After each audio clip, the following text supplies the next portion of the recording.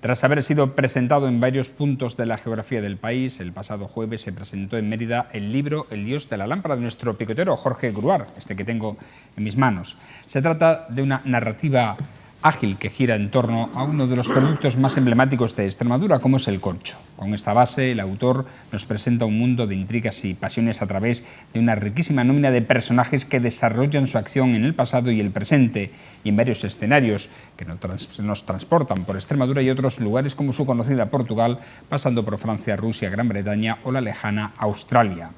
Es un acercamiento al ambiente corchero en el que se rememoran vivencias, lugares, personas y situaciones que nos resultarán familiares y que incluso producirán cierta añoranza.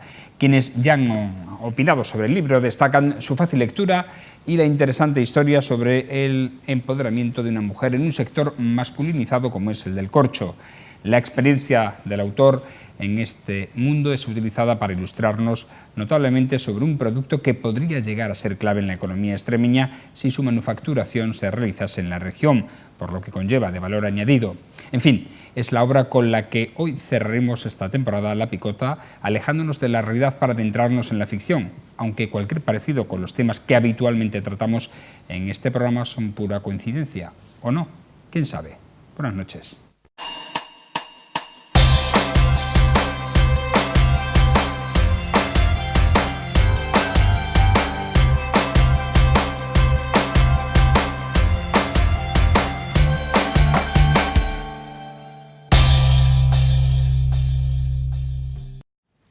Bienvenidos a esta última picota de la temporada, hoy en un formato literario en el que vamos a conocer algo más de esta novela, El Dios de la Lámpara, y su autor, Jorge Gruar. Buenas noches. Hola, Jorge, buenas noches. Y bienvenido a esta tu casa como siempre.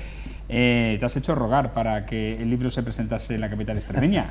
No, bueno, estaba más o menos previsto, lo que pasa es que por una serie de vicisitudes no se ha hecho hasta ahora.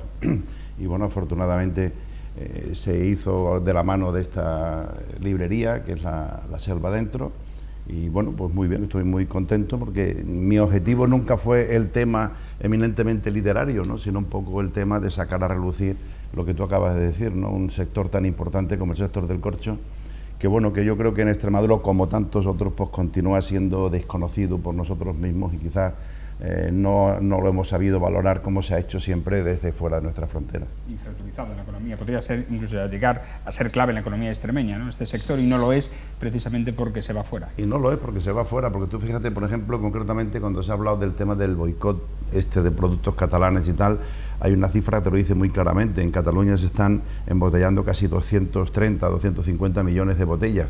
Y sin embargo, bueno, aparte de que en Extremadura se hacen 6 millones de botellas ya de muy buen cava, pero el hecho concreto es que cuando se hablaba del boicot es que lo que es triste es que ese boicot en realidad se está embotellando, ese embotellamiento se está haciendo con nuestro corcho.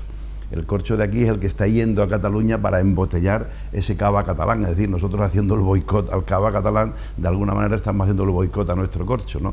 Otra cosa es que hoy día, te repito, tengamos la suerte, dicho por verdaderos expertos, de tener un cava como el que tenemos, que bueno, que está a la altura del mejor cava español, ¿no? Pero claro, aquellos catalanes con 2.000 y pico toneladas compradas con las 25.000 de producción que tenemos nosotros, es absurdo que pretendan de nada, pero sin embargo sus industrias están allí utilizando la materia prima que tenemos nosotros aquí.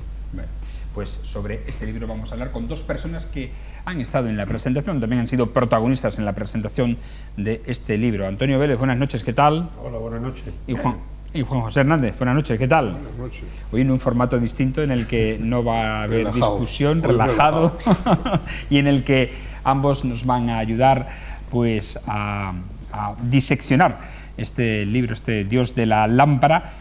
¿Cuándo escribiste este libro, Jorge? Bueno, yo tenía muchos artículos sobre el mundo del corcho por diversas vicisitudes, ¿no?, de mi vida, digamos, casi profesional. Yo empecé a trabajar en la empresa de mis padres con una corta edad, 17, 18 años, y me di cuenta que cuando iba a ofertar, bueno, pues los tapones de corcho que se fabricaban entonces en San Vicente de Alcántara, no me hacían mucho caso, y me fui dando cuenta que tenía que especializarme un poco más en determinados temas del mundo del corcho. Y bueno, fui tomando notas, fui buscando bibliografía, participé en 2 o 3 coloquios que luego me propiciaron que una revista muy especializada, que es la Semana Vitivinícola, me pusiera un capítulo que se llamaba El tapón de corcho, precisamente, y eso me dio una cierta notoriedad en este tema y me vi, te repito, buscando y haciendo una serie de artículos. Y ahora ya, digamos, en esta última etapa, pues yo pensaba haberlos recopilado y haberlos hecho en algún sitio, pero un día me encontré a mi amigo Blas Curado, que me ofreció la posibilidad de ir a pasar un fin de semana a Lisboa, porque él está escribiendo un libro que se llama La vuelta al mundo en 80 manicomios. Y entonces yo tenía ahí una serie de textos, una serie de cosas medio guardadas, porque con Juan José habíamos hablado también de hacer una exposición de cosas de Mérida, de los empresarios y tal. Y Blas Curado me dice, oye, pues déjame que lo vea y tal. Y yo me olvidé totalmente del tema, pero es que resulta que al cabo de un mes y pico, Blas Curado me llamó para que yo fuera a Olivenza a una exposición que se hacía allí del famoso meteorito de Olivenza, algo que yo creo que no conoce todo el mundo.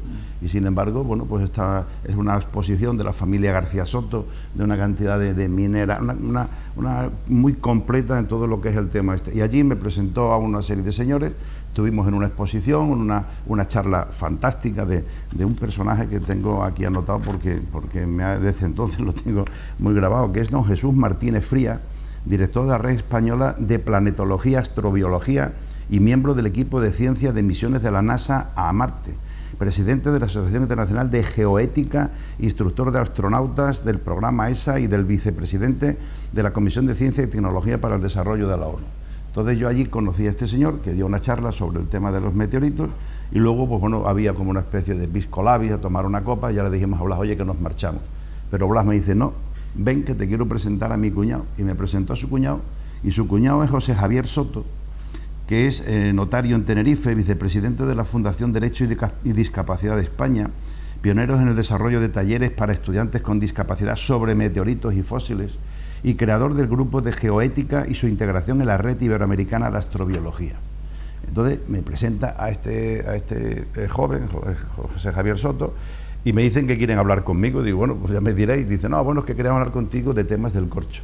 Y yo digo, bueno, pues lo típico de siempre, aquellas personas que no saben, que no distinguen un peral de un alcornoque, y otra vez le explicaré todo el tema del corcho. Pero me dicen que es que han leído unos artículos, unas cosas sueltas que le había dado Blas Curado, y que ellos tenían una editorial que se llama Editorial Quindamón y que publicaban cosas muy concretas y que esto les había llamado la atención y lo querían publicar, que le diera forma, que le diera lo que quisiera y que en breve, y efectivamente en breve... Pero con esos artículos, con esa experiencia, novelaste. Novelé el tema, y eso ahí es donde surgió. Lo que pasa es que no me esperaba yo que fueran tan rápido, y luego me llamaron de Tecnigrafo en Badajoz, que estaba todo ya el papel elegido y que tenía que presentar algo para la cubierta, para la foto, lo tenían todo hecho. Han sido una gente verdaderamente...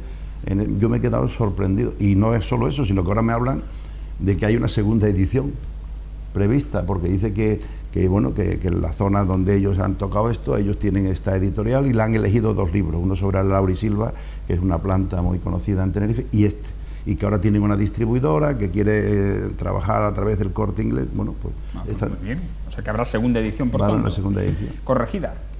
Hay algunas cosas, me imagino, que habrá que corregir, porque estas han sido para mí yo he quedado sorprendido de que la han hecho tal cual, ¿no? Bueno, pues el corcho es el protagonista, pero para saber más sobre el corcho, yo creo que nos podría hacer Antonio Vélez una semblanza sobre ese producto tan emblemático de Extremadura, ¿no?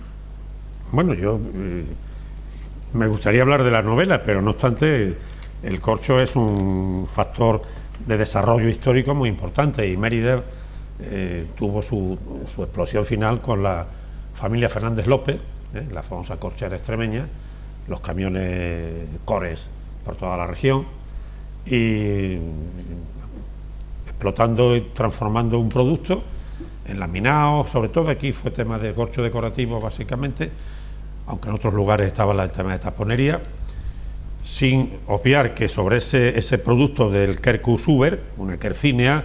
Las quercíneas fueron las grandes herederas del bosque de coníferas que en los espacios de este tipo, geológicos de este tipo, sucumbieron y dieron paso a las quercíneas como última oportunidad, unos suelos muy tremendamente duros del Paleozoico. Y sobre ese producto concretamente, en Mérida hubo desde finales del siglo X, desde mediados, desde que pasa el ferrocarril más o menos, hay una tremenda explosión, una inmensa implantación de industrias de este tipo en todo el centro de lo que hoy llamamos centro. Marquesa de Pinares, estaba la industria de los ingleses, los Girval, Isidro Rodríguez en la Rambla, en el Callejón del Rastro, en fin, había muchísima industria de taponería en Mérida. Pero no obstante, yo en este tema, porque a esta novela había que ponerle un subtítulo, Corazón de Corcho, porque en el fondo hay una clave en todo esto, en mi humilde opinión. Yo le hice un poco la crítica literaria, les puse ahí una serie de comparativas con Alfonso Odé, el Círculo Bloomsbury, Joseph Pla, que era de Pola Fruguel, del Espacio Corchero, pero yo sobre todo planteo una cuestión, que es una constante, un axioma, un elemento básico en la literatura, que es el recuerdo. Recordar, escribir es recordar. Y realmente lo que hace Jorge Gruart es desbordar su memoria sobre una serie de experiencias vividas de tipo mercantilistas, de tipo de representantes, de relaciones públicas, relaciones sociales, pero, muy Antonio, importante. Ahora te voy a pedir la opinión novelística, la crítica literaria. De cualquier forma. Pero siguiendo con el tema, porque es interesante, con lo de la corchera. La corchera fue indudablemente, junto al matadero, la industria más potente de Mérida y de Extremadura. Fueron, por supuesto, en su momento. Pero fíjate, a Mérida viene porque es que todos son elementos saltos. Es decir, hay noticias, hay datos concretos de que en 1730 San Feliu de Guíxols exporta a la Occitania, a la zona de Nimes, tapones de corcho. Al principio del siglo XIX y avanzado el XIX, la demanda de Gerona, o sea, la exportación del Ampurdán y de la comarca de la Selva a Nimes, a la zona, sobre todo por el fenómeno de los vinos espumosos, del Don Periñón, de todo este juego del famoso monje, toda esta historia, que se busca ya un elemento que sea capaz de llenar un hueco expandiéndose, que es el corcho. Son células muertas, bueno, él lo sabe mil veces mejor que yo. Entonces eso produce un fenómeno excepcional. A principios de siglo, entre la selva, en Cataluña, hay 600 empresas de taponería, 14.000 empleos, pero eso se expande luego a Extremadura. Es verdad que la desamortización, con la concentración de propiedades, la reactivación de los espacios agrícolas, sobre todo con las quercíneas, en Andalucía 3/4 de lo mismo, se produce un fenómeno también impresionante. En Mérida hay una gran industria corchera. Es decir, esto es un fenómeno excepcional, y por eso el lamento de Jorge cuando dice, ¿y qué ha pasado con esto? Ya ha terminado Almorín, el gran monopolista del corcho en Portugal. Seguramente había que recuperar ese juego, es decir, desde la inversión pública, desde la inversión privada y desde el juego de espacios, que seguramente habría que recuperar con elementos que activaran más el propio cultivo en relación a su soporte edafológico. O sea, hay que meter goteo, habría que meter cuestiones, tecnologías nuevas que permitieran que un producto que al mismo tiempo son sumideros de carbono sobre un espacio con el problema que tenemos, y un espacio duro, edafológicamente duro, podía suponer un juego de complementariedades y de valores añadidos tremendos. Ahí es donde hace falta que la universidad estudie, donde hace falta que los sistemas de propiedad pudieran corregirse, o donde haría falta dotar. Vamos, si esto aquí terminara el mundo judío, el mundo que llegó al desierto del Negev, inventó el goteo, seguramente estos 42.000 kilómetros de territorio serían una bomba de diversidad y de actividad. Pero lamentablemente tenemos una historia más compleja y que no. Pero bueno, en el fondo lo que hace Jorge Gruart, es de Cassà de la Selva, nacido catalán, extremeño de adopción, tanto monta tanto, dicho sea de paso, nos saca a colación un problema, el corcho, de lo que es. Él sabe seguramente más que nadie, y por eso transfiere la memoria a una magnífica novela, una narrativa excepcional, que ha sorprendido a mucha gente. Ahora hablaremos de ella. Y Juan José, siguiendo con la temática del corcho, es verdad, ¿no?, que no se le ha sabido sacar el partido, Extremadura no le ha sabido sacar el partido y el potencial que tiene este producto. Aunque después hablemos de la novela, yo creo que el corcho, y ha hablado Antonio de la importancia que tuvo el corcho en Mérida, yo pienso que en Mérida se asientan las primeras fábricas de corcho porque con la entrada del ferrocarril en 1868 el único producto que podíamos sacar de Extremadura era precisamente el producto agrícola, y dentro del producto agrícola el corcho. Y entonces, ya que teníamos aquí ese, como dice Antonio, ese nudo de comunicaciones, dice, bueno, pues las fábricas vamos a ponerlas aquí, cosas que ahora se piensa distinto en Extremadura, vamos a ponerla aquí porque aquí está el centro logístico más importante para sacar nuestro producto y nos ahorramos otra clase de porte. Por lo tanto, yo creo que ahí arranca la historia del corcho, que después está multiplicada por 100.000 por Fernández López con la creación de La Corchera. La Corchera era una empresa, como tú has dicho, importante. Yo he trabajado mucho en La Corchera, en mantenimiento de cosas, allí había más de 1.000 empleados, es decir, había un volumen importante de negocio en Mérida. Desgraciadamente aquello, como muchas cosas de Mérida, inexplicablemente se hundieron y se acabaron. Pero si me das pie para la novela, yo creo que se ha enfocado mucho. Yo en la presentación le di otro giro. Yo en la novela no solo veo la impronta del corcho que ha originado el corcho en Jorge. Yo, cuando hablo a Jorge de que él a los 17 años empieza a trabajar por Extremadura, conociendo a los futuros clientes de la empresa que tenía su padre en San Vicente, de tapones de corcho, pues se relaciona con dos sectores relativamente importantes en Extremadura. Uno, el de las grandes fincas, que son los productores de corcho, y otro con los que inicialmente le dan el primer tratamiento al corcho, no se atreven a arriesgar más y ese producto semi-elaborado lo largan a Portugal o a Cataluña. ¿Qué origina eso en Jorge? Bueno, una cosa es, como él ha explicado, que para vender bien tiene que saber lo que vende y empieza a investigar sobre el corcho y así adquiere esa cultura del corcho importante que la refleja en la novela. Pero hay otra actitud importante, y es que Jorge, en la empresa de su padre, que era empresario del corcho en Cataluña con dos hermanos, pero se viene aquí buscando la materia prima, al final le gusta Extremadura y se queda aquí con su familia, él mama la empresa desde pequeño.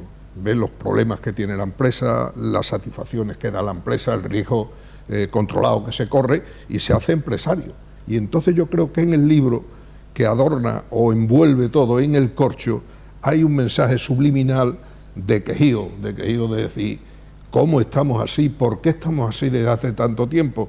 Y empieza a denunciar cosas, empieza a denunciar de la ineptitud, de los grandes terrenos de fincas que prácticamente se conformen con vender el corcho cada 9 o 10 años y no hacen más, no intentan con el capital que atesoran, decir, vamos a montar una empresa para transformar esto y para que el producto añadido se quede en Extremadura.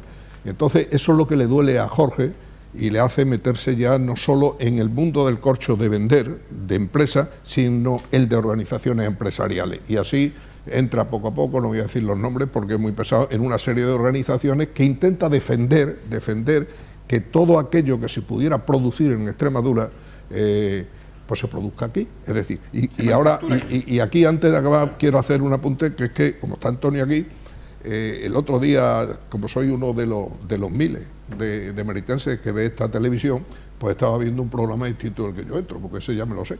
Y tuve la suerte de entrar en esas introducciones que hacemos y que cada uno larga el mensaje que quiere largar y que no está en el programa. Y entonces vi a Antonio Alcalde, como se llama Antonio Alcalde, y a Domingo Hidalgo, que quiero felicitaros porque yo sentí lo mismo que en el libro, es decir, la rabia contenida, y no tan contenida porque lo dijeron, de cómo está Mérida y de cómo se trata Mérida. Yo felicito a Antonio porque de verdad es que me ha gustado mucho, me he atrevido a cortarlo, meterle una musiquilla que después Facebook me dice que me la borra, pero después en Facebook se ve la musiquilla, no sé por qué, y os he metido a los dos. Sobre la unidad de mediación, ¿no? El cierre de la unidad de mediación en el verano. Yo también lo vi. Sí.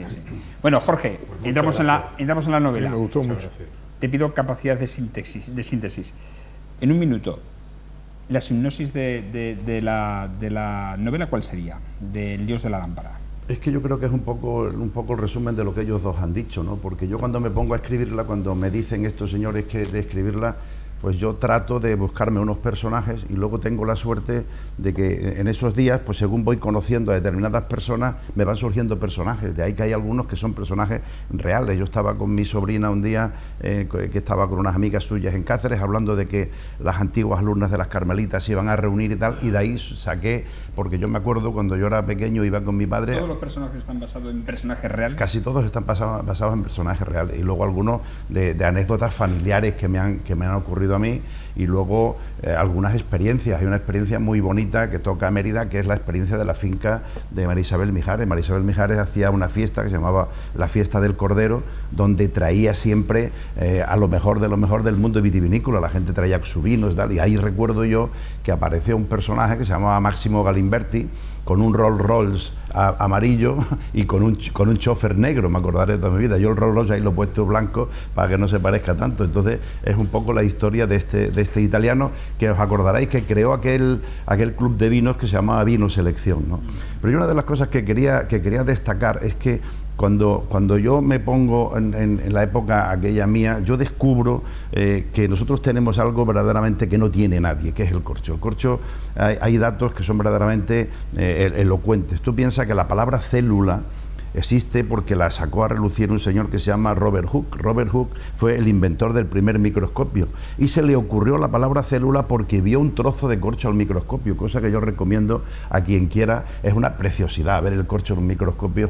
Entonces yo empecé a darme cuenta de la cantidad de cosas que una cosa tan nuestra como el corcho, ni presumimos de ella ni los demás, porque tú hablas con un riojano y a los 10 minutos te está hablando de su variedad, del tempranillo, de su vino, de tal, o hablas con, no sé, pero nosotros en eso.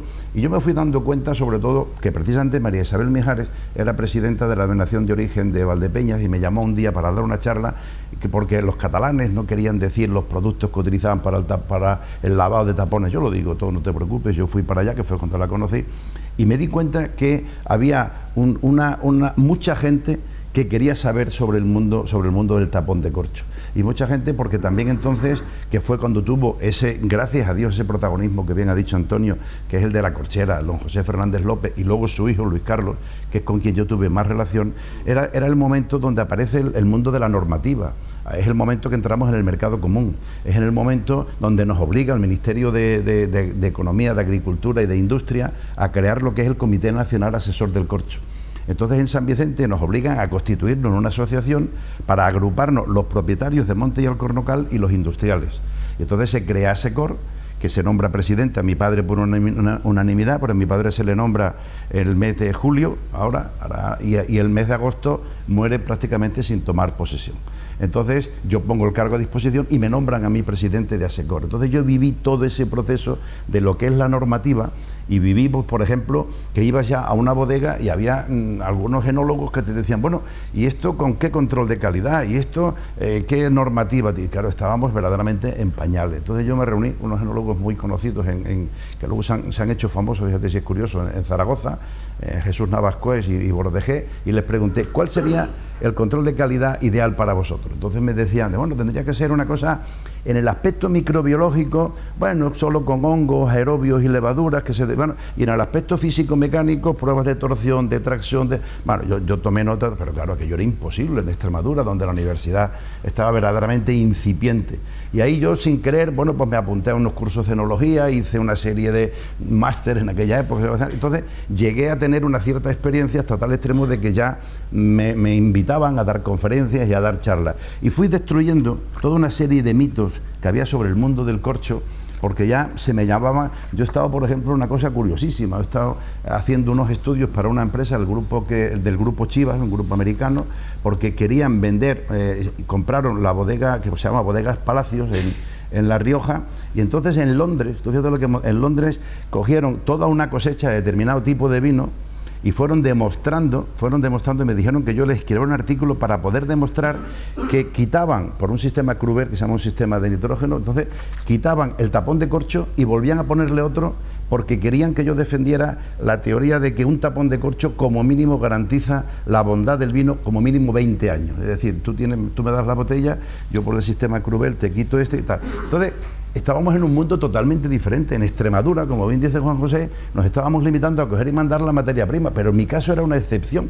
Nosotros fabricábamos tapones aquí. Mi padre se la jugó y se quedó aquí a fabricar. Y quitando la corchera era uno de los pocos procesos que se hacían en esta época. Y entonces yo me encontraba que había sitios donde, mira, un libro que se llama Manual Práctico de la Enología Moderna. Y dice, los tapones de corcho deben ser de buena calidad, sin fisuras, y antes de emplearse se reblandecerán manteniéndolos en agua hirviendo entre 5 y 10 minutos, enfriándolo luego en agua y empleando. Esto es una verdadera barbaridad, pero toma nota. Se reblandecerán manteniéndolos en agua hirviendo. Esto otro que se llama el libro del vino, dice: los tapones de corcho deben guardarse en lugar seco y no en la bodega, y antes de usarlos no deben tenerse en agua caliente, ya que perderían elasticidad. Deben tenerse en maceración de agua fría y tal. Pero es que, asómbrate, este libro del vino y este manual de la enología práctica son del mismo autor, de Leandro Iván. Es decir, estábamos en un momento donde se desconocía tanto el tema del corcho que sin querer, bueno, pues fuimos abriendo un poco de camino, y ese primer control de calidad del tapón de corcho se hizo en San Vicente de Alcántara. La verdad es que nosotros en la empresa de mi padre también nos fue muy bien y adquirimos una cierta notoriedad para explicar esas bondades que además solo tiene el corcho. Porque yo, y me tienes que perdonar que aproveche para decir, cuando se habla del plástico, se habla de sucedáneo y tal, es imposible, no hay nada como el corcho. El corcho es el único material en el mundo. ¿Y la moda esta de los vinos jóvenes? Nada. El mundo del plástico ha existido. Prueba de ello es que ese mundo de la silicona ha ido a parar al de la screw cap, que es un tapón de rosca que se utiliza solo pues para vinos de un corto recorrido, vinos de un consumo rápido. Pero un vino que se precie de tal no tendrá nunca nada como el tapón de corcho. Mira, el tapón de corcho es algo tan perfecto que precisamente lo que hace en una botella es suprimir incluso los problemas, las anginas, es decir, los defectos de la botella. La botella tiene una norma AFNOR que es la 18 más menos 0,5. Pues no hay material tan perfecto como el corcho que entra dentro del cuello de la botella. Y se adapta. Y aunque la botella tenga el defecto, tenga el corcho, es el único material que cuando se ha comprimido el 60% de su volumen inicial, cuando entra dentro se expande, recupera totalmente. Eso solo lo puede hacer un material como el corcho. Eso por mucho. Y claro, cuando mucha gente le explicas, le hablas de datos y tal, bueno, y luego viene otra historia, que es un poco la que yo también quiero dejar caer ahí, que es la historia, verdaderamente historia, las apetencias que ha habido. Aquí ha habido un tema de un embajador americano que quiso monopolizar esto por la cantidad de corcho que necesitaban los americanos. Aquí ha habido una empresa alemana que se estableció en Fregenal de la Sierra prácticamente para hacer la boquilla de los cigarrillos, el grupo Lohmann. O sea, ha habido, te estoy hablando de los años que te dice Antonio, o sea, menos mal que Fernández López fue... Pero mira, tú, ese es el trasfondo realmente de tu memoria, que tiene una comba en un producto literario, que es lo que realmente a mí me gustaría también juzgar muy rápidamente, que está ahí. O sea, hoy, como el otro día comentábamos, todo el mundo guasea, todo el mundo va al Facebook, todo el mundo se insulta o se adora en mensajes cortos, pero eso es un trabajo, eso es como una gestación y un parto. Eso es un producto literario de una excepcional importancia, que parte de tu memoria, que en gran parte transferida también, y de la tuya propia, con los viajantes, con los personajes singulares que tú planteas, con las relaciones sociales, las veces que haces anfitrión, en muchos puntos de una literatura muy victoriana, incluso un poco decadente, muy interesante desde el punto del producto literario, sobre todo porque hay un volumen de acumulado, y además con connotaciones excepcionales. Es decir, por eso decía corazón de corcho. Fíjate qué curioso, porque Josep Pla, bueno, primero Alfonso Daudet, el de las cartas de mi molino, los cuentos del lunes, Tartaní de Tarascón, era de Nimes, Occitania, el gran punto del gran espacio, del gran tirón primero. Y Josep Pla es de Palafrugell. Claro, en el Bajo Empordà, pero tanto en el caso de Alfonso Daudet, que es el gran cronista, era el redactor y periodista de Le Figaro, fue el gran redactor de la guerra franco-prusiana, es que para mí transfiere cuestiones tan sencillas, tan aldeanas, tan de la impronta de las vivencias normales que tú intentas plantear ahí. Pero Josep Pla como un elemento, los dos son de espacio corchero, de vinos importantes del juego del corcho, de los tapones, de los vinos espumosos o de los vinos normales. Y eso parece increíble, pero no lo hubiera rechazado Pla en el cuaderno gris como un relato normal. Es decir, eso tú, claro, sigues obsesionado desde tu corazón de corcho, tu cerebro de corcho, pero hay un producto literario tan interesante Hombre, como yo el otro día comentaba, Joyce en Ulises es tratado como de un formalista y muy poco argumentista, ¿eh? Y lo ponen a parir. James Joyce nada menos, ¿eh? El de Ulises o el de Ulises, ¿eh? Pues bueno, tú tienes ahí un trabajo hecho desde tu impronta y desde tu formación y desde tus vivencias, y ese es realmente el auténtico producto que seguramente interesa a terceros, y por eso te lo van a publicar más, porque es un producto complicado. Cuando hablabais de la vuelta al mundo en 80 manicomios, hay un libro excepcional de un personaje que era admirador de Verne, Julio Cortázar, se llama La vuelta al mundo en 80 días, 1970 y tanto. Es un laberinto, pero es igual, vivencia, tal, pero lo tuyo es mucho más claro. Perdón, me parece un gran producto literario. Muy bien, Juan José, sobre el libro. Sobre el libro, yo ya lo he dicho, puedes leerlo subliminalmente desde tu capacidad, es decir, uno tiene una capacidad empresarial, una capacidad de amor a Extremadura y analiza lo que quiere decir Jorge. Jorge, que dice las cosas sin herir mucho, se crea dos personajes, Carmen y Consuelo, y Guadalupe, Carmen y Guadalupe, una que viene del pueblo, una mujer sencilla, y otra casi una aristócrata, y Jorge ahí tiene bastante mala pipa porque le pone unos apellidos que no caben en la guía de teléfono, ¿verdad? Entonces esta es dueña de una familia que tiene grandes fincas, productoras de corcho, pero ahí empieza a Jorge a meter su puya y dice, bueno, pero tiene una cierta mentalidad empresarial, y esa chica piensa que no solo hay que vender el corcho, que hay que crear una empresa, se relaciona con el extranjero y bueno, quiere quedar algo del valor que tiene en su finca, no solo vendiendo la materia prima. Y la otra, que es una chica que de amigas estaba en la finca de una que era dueña, la otra, y se hacen amigas de jóvenes, y de jóvenes pues las clases sociales pues no se mezclan, se conocen, pero la rica se va afuera a estudiar y tal, y vuelve al cabo de los años y se encuentran las dos, y se encuentran en esa amistad de juventud, y y se la encuentra vamos a llamar a la pobre para entendernos, se la encuentra que es una mujer que se dedica a comprar corcho, que tiene una enorme experiencia en corcho y que de alguna forma es la que está en esa finca donde ella va a entrar a formar parte ya de la empresa que manipula el corcho. Se la encuentran y chocan esas dos mentalidades, pero que tienen un objetivo común, es decir, hacer un proceso que enriquezca el producto y se enriquezca aquella. Y eso lo mezcla ahí muy bien Jorge. Por lo tanto, yo de la novela, es una novela que los que no estáis, no venimos aquí a vender novelas, venimos a hacer una crítica. Claro. Pero yo lo que puedo decir, lo que me ha pasado a mí personalmente, es que es una novela que se lee muy bien. Jorge lo habrá copiado de alguna otra novela, porque eso no se aprende. A mí me han llamado mucho las novelas en que mezclan un capítulo, el capítulo siguiente no tiene casi nada que ver con el anterior, pero tú lo que quieres seguir es ese capítulo y dices, voy a leer deprisa para entrar en el otro. Entonces eso te hace que tengas una gran velocidad en leer la novela. O sea, que la novela se lee muy bien. Yo la recomiendo por dos razones. Una es esta que está dando, y otra porque, hombre, sin ir a la universidad, que ahora voy a contar una anécdota que Jorge no se va a atrever, pero yo, que soy bastante más crítico, la voy a contar, pues se entera uno del corcho, del mundo del corcho, cuáles son las inquietudes internacionales que ha habido por el corcho, es decir, las manipulaciones que ha habido en ese mundo. Y ahora voy a contar, porque Jorge, cuando ha enseñado esos dos libros que hablan del corcho y de formas distintas por el mismo autor, identifica mucho cómo estamos en Extremadura. Jorge conoce el mundo del corcho, ya lo hemos hablado aquí, y sabe que los alcornoques, desde tiempo inmemorial, para sacar el corcho hay que hacer la saca, hay que cortar el corcho.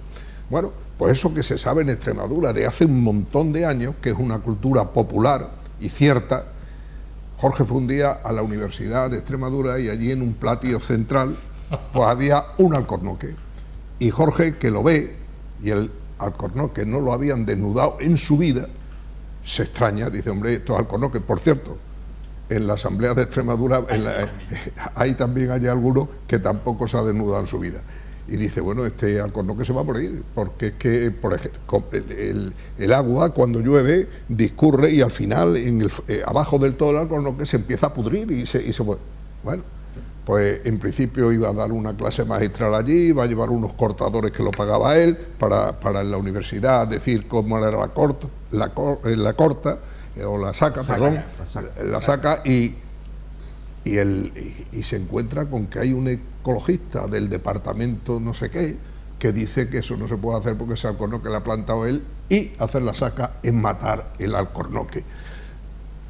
Eso es lo que está enseñando a sus alumnos allí en la universidad. Es decir, es que aquí los extremeños, todos los extremeños que tienen que ver con el mundo del corcho, han estado matando corcho desde tiempo inmemorial, pero oye, los alcornoques siguen vivos. Sí, eso hay que hacer un cambio importante. Hay que estudiar la mentalidad, indudablemente. Tenemos que ir acabando. También me gustaría preguntarle, precisamente a raíz de la sinopsis que la ha hecho mejor que tú, porque tú no me has contado la sinopsis, la ha hecho Juan José, de la novela. ¿Por qué has elegido a personajes femeninos? Supongo que por la influencia que tienes en casa, tus chicas, ¿no? Sí, que además les dedicas el libro. Yo prácticamente, mi mujer ha sido la clave en toda mi vida, ¿no? Yo me tuve que hacer cargo de la empresa de mi padre y siempre tuve a mi mujer ahí al lado. Me vine aquí a Mérida, las cosas no salieron como tenían que haber salido, porque luego se trasladó Corchos de Mérida otra vez a San Vicente de Alcántara, y bueno, nosotros nos quedamos aquí y ella nos la jugamos por las 4 niñas en el colegio y tal, y bueno, pues en la fábrica, después tuvimos el incendio, después del incendio siempre ha estado detrás de ella. Y no es que lo tuviera muy premeditado, pero de una manera instintiva hay una serie de anécdotas y cosas que son identificables con mi mujer. Y luego también ha habido mucha influencia de las mujeres en mi casa. Hay un capítulo cuando Juan José habla esto de los sacadores, que me sabe mal, porque en San Vicente hay esa laboriosidad que viene de padres a hijos, de esas mujeres tan fantásticas que saben escoger los tapones a mano, como se hacía en aquella época, ¿no? O personas que te cogen un trozo de corcho y automáticamente te lo calibran y todo eso. Bueno, pues eso forma parte un poco de ese mundo donde la mujer, en el mundo del corcho, yo creo que ha tenido siempre muchísima importancia. Hoy día hay máquinas para escoger tapones por un sistema bicromático de vídeo, lo que sea, pero en aquella época, te repito, se hacían 1 a 1, ¿no? Y entonces tuvo mucha importancia. Y luego, por otro lado, pues bueno, tampoco ha habido un objetivo así muy concreto, sino que me pareció, me lo has dicho en varios sitios, pero no era un objetivo. Otro tema, quizás, no creo que solo sea la influencia mía familiar, sino porque yo considero que encajaba mucho perfectamente en el personaje, porque yo es que los personajes me los tuve que inventar prácticamente sobre la marcha, porque me estaban llamando para entregar la novela. Esa es un poco la situación. Es curioso, ¿eh? Como una novela por encargo, porque prácticamente te encargaron la novela de editorial. Y has sacado esta preciosa novela, El Dios de la Lámpara, a la que recomendamos. Quedan todavía ejemplares de esta primera edición, pero después del verano saldrá la segunda, ¿verdad? Sí, lo que todo el mundo me pregunta, y lo quiero decir porque hoy día que vivimos una época, es por el título. Porque el título, yo el título, lo que dice Antonio en su momento también lo tuve pensado un poco, porque claro, luego le tienes que poner un título. Cuando tú le das a estos señores determinadas cosas ya compuestas como una novela, el título tiene la explicación de que yo empecé a viajar muy joven, y yo viajaba con un representante entonces, y bueno, yo he pasado muchas vicisitudes en pensiones, entonces no había televisión, no había teléfono, no había nada, y lo explico con mucha satisfacción de que yo prácticamente me acostaba por la noche, pues claro, pensando, primero tenía que buscar un teléfono donde lo hubiera para pasarle los pedidos a mi padre, ¿no? Porque había que decirle a mi padre, bueno, para que le siguiera ya lo típico, las facturas, preparar los pedidos, todo, y poder meter en el banco, porque las circunstancias en aquella época tampoco eran muy bollantes, ¿no? Y entonces, pues, ¿con quién hablaba yo? Pues yo me acostaba y hablaba con la lámpara. ¿Y por qué? Perdona, Jorge, pero eso en la novela lo pone la imagen en otro personaje que no tiene nada que ver. No, se la pongo al representante. Claro, el que en su casa tenía una lámpara más descentrada, no estaba encima de la cama, y por la noche cuando se acostaba pensaba siempre, miraba la lámpara y decía, ¿por qué no la habrán puesto en el centro? La han puesto ahí, pero no es... ¿Y qué tipo de conversaciones mantenía con la lámpara? Yo rezo todas las noches, y para mí a la hora de rezar, que cuando te vas a acostar, pues bueno, pues te das cuenta que estás solo en la habitación. En aquella época no había televisión, no había nada, estás delante de la lámpara, pues esa lámpara tú le dices, bueno, pues a ver, este Dios de la lámpara sí me echa una mano para que mañana saquen más pedidos y para que esto vaya bien, porque de lo contrario... En el prólogo de la segunda edición pone, debí haber seguido el consejo de algunos amigos míos, de haberle subtitulado corazón de corcho. Bueno, Jorge, Muy bien, enhorabuena por este libro, que ojalá ya se está vendiendo y se está vendiendo muy bien.